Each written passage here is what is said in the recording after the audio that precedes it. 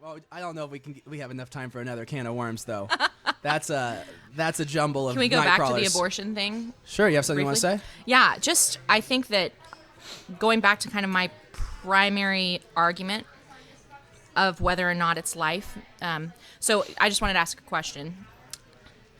If we could all agree that life starts at conception, if we all agreed on that, would abortion still be a viable option in your eyes to people? If we knew that was a real human being? I think you have to take it in the context of are there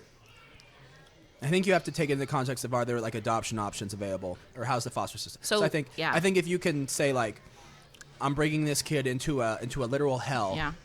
Like, I think then there are some circumstances where, I mean, you might have a situation where you have this is awful. Worst case. Let's say the worst case. Worst Father case. rapes his daughter. Yeah. Daughter gets pregnant. Yeah. Daughter brings up the kid. Father is raising. Which I'm sure this is a real scenario This has somewhere probably in happened someone's somewhere, life. right? And that daughter has to raise again. He's an abusive man. Yeah. He hits both of them. Like, worst case scenario. Right. I think in that, yeah, maybe it was better to have the abortion. Even if we know, like, that's saying Maybe, we know maybe, that. Yeah. I think there's a, and maybe that puts me on the record, and people are like, oh, how could you say such a thing? But I think there is such an extent of human misery and negative effect not only on the individual but on society. Like, just the effects of that are not only horrendous to these people, like, but also like then ripple throughout like the rest of society. That I'm generally not one of these utilitarians who have like the greater evil versus the lesser evil kind of thing. But I do think there's some situations in which the greater evil is so much greater than the lesser evil that maybe you got to choose the lesser evil.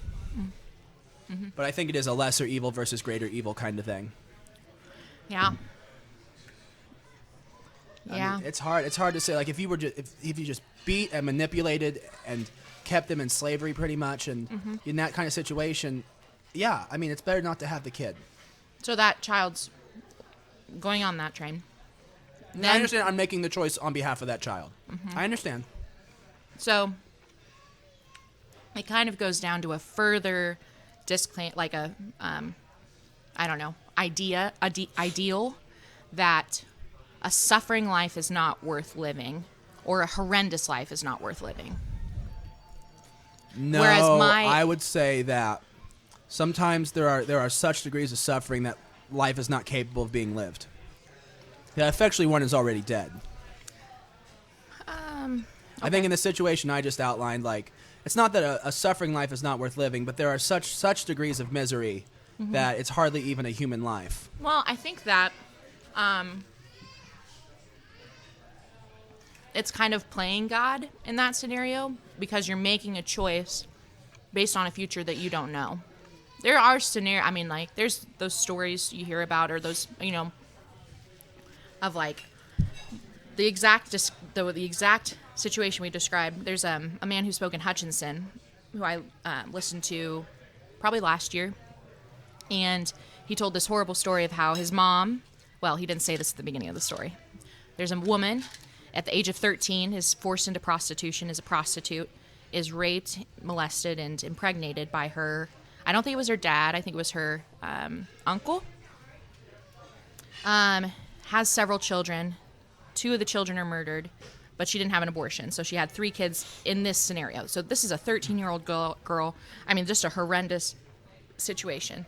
And this this child who she chose to have ended up, getting out of it and having a good life. Right.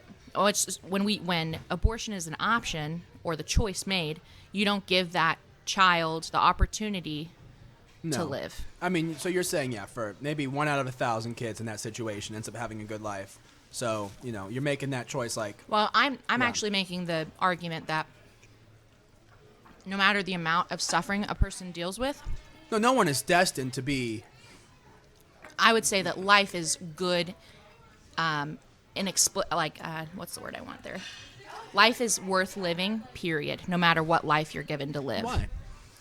Well, I mean, I feel like what you were making the statement is that there may be someone who makes it out of that and ends up being okay. Which I'm saying, I'm not sure the 1 versus the 99 outweighs it. Or 999 outweighs it.